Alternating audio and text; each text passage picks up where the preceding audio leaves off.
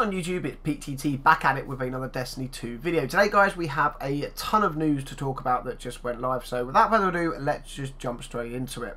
Okay guys, so the Edge magazine, which is a UK gaming magazine, basically just publicised issue number 310 of its magazine, and a ton of information has come out about Destiny 2. Basically they had a trip over to Bungie, some things they were allowed to talk about, some things they're not allowed to talk about, and yeah, basically there is an entire dump of information right now.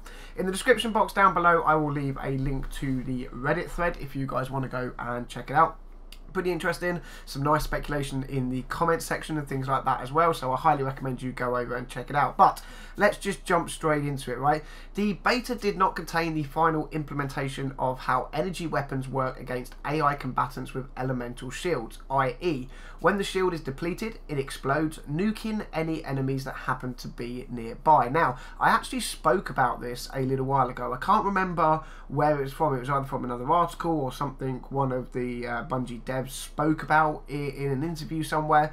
But basically, like, if you've got an enemy with an arc shield and you use an arc weapon to take down their shield, then when that shield is depleted it will actually explode and kill nearby enemies. Pretty cool for PvE. You know, maybe it could be something that is implemented as a mechanic in a raid or a Nightfall.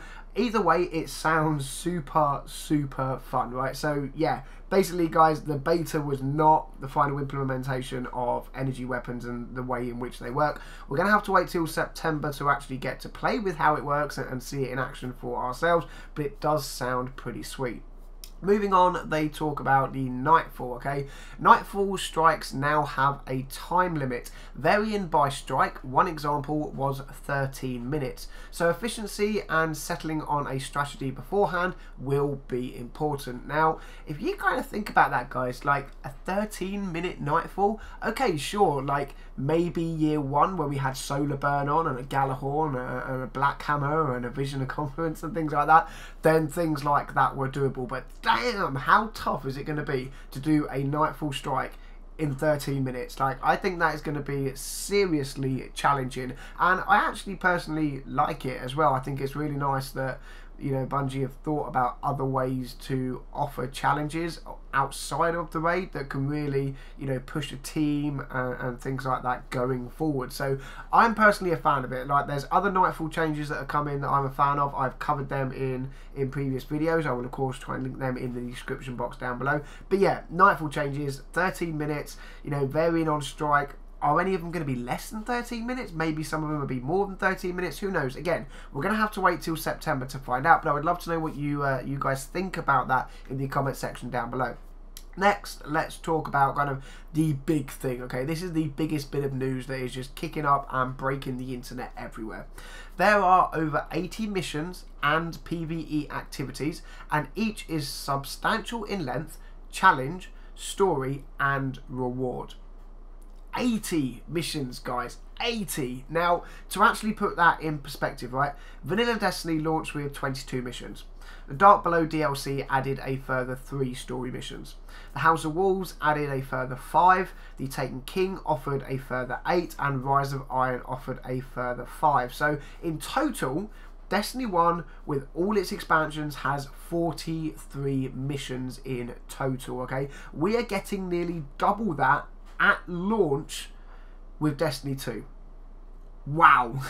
Like, personally, I'm a crazy PvE player, as you guys know, right? To have 80 missions, we know there's over 40 cutscenes as well. That is just absolutely phenomenal and mind-blowing. Like, there is just going to be so much to do. Now, what we don't know is whether it is 80 missions and then PvE activities on top, like Lost Sectors activities and things like that, or is the 80 missions inclusive of activities, Lost Sectors and other PvE activities as mentioned. I don't know, okay? But even if the 80 missions and PvE activities is something that is all tied in together, that is still an awful lot more content at launch for Destiny 2 than we had in 3 years for Destiny 1, okay? So think about that before you start saying that Destiny 2 doesn't have enough content to offer as far as PvE and PvP goes, because, you know, it's just amazing how much stuff is coming out. You then look at DLCs on top of that. If they were to even add, you know, just a couple of % of what the base game shipped with every couple of months, that is just going to be so much stuff to do. And we also know that, you know, they've been very forward in the fact that they couldn't push out content fast enough in Destiny 1. That is something they're going to change. So, you know, just think about it, guys. Like, I don't know where it's going to go. In my head, I kind of see like these 6 or 8 weekly updates with, you know, the odd few side missions, maybe a new strike or something like that, maybe some new Lost Sectors activities. I don't know. Every 3 months, maybe a bigger DLC drops. We don't know where they're going with it. We know that the live team from Destiny 1 is carrying over to Destiny 2, so there's going to be live events, SRL and things like that. So, yeah. Wow. So much stuff. I'm super, super excited for September. Guys, let me know in the comments section down below. What do you think? 80 missions, PvE activities, all that jazz. Are you excited for the amount of content we're going to have in Destiny 2 at launch? Next then, there is so much new content that at one point in development, Bungie realised they had more content than progression, something they have subsequently fixed. Wow. Like I just said, there's like a super amount of PvE activities, okay, missions and jazz like that. To find out they had more content than a progression system, that is pretty damn cool. What that also says to me is the light levels that were possibly originally set for Destiny 2's release will probably have been increased. Like, how do you play through that much story content and have just a melee, like, level 28, 200 light Guardian at the end of it, you know? I think the light level numbers and the base number where we get our Guardian up to will be very high. It wouldn't surprise me if we were to go from level 0 to level 40 in the base game, okay, and then have our light level on top of that, and then that increases past that point with DLCs and expansions down the line. But again, guys, I would love to know what you think in the comment section down below. Next then, there are apparently a few other things revealed to the Edge team visiting Bungie that they were asked not to reveal. One of them involves the Hunter class, and it left the reviewers happy that the class will shape up well. Now, we all know that the Hunters felt a little bit weak, okay, like they have their little dodge roll that would either reload their weapon or make them harder to track and things like that. And yeah, you know, it was very underwhelming. When you look at the Titan, he can pop up, you know, 2 different barricades that you can hide behind. One will reload your weapon if you crouch and then aim back up again. You have the Warlock, who basically offers out blessings or weapons of light that we saw in Destiny 1 from the Titan bubble. Then you look at the Hunter, and it's just kind of like a really selfish, low-centered ability that only helps the individual player. It was pretty weak. It was kind of shot down a lot by the community as a whole. So to know that they're changing things, even though we don't know what they are, is pretty cool. Now, I personally think that they will take what was like the marksman dodge and the gambler's dodge. I think they will just put that into a skill tree or onto a bit of armor or something like that, and they will get, the Hunters will get 2 brand new abilities at launch. Again though, that is just my speculation, that little bit, and how I think they will do it. But again, we're going to have to wait and see. Supers and grenades were also mentioned. Whilst they recharged faster in the beta, it seems they will actually be encouraged to recharge the more quickly through aggressive play and things like that. So yeah, be aggressive, guys, get more kills, get your super back quicker. Will that work in PvP as well as PvE? I do hope so. I think, you know, the more kills you get, the better kill streaks you're on. You should definitely get your super back a little bit quicker than, you know, someone that's died 10 times and got no kills. They actually gave an example, and it was a Warlock exotic chest that lets you hover in the air.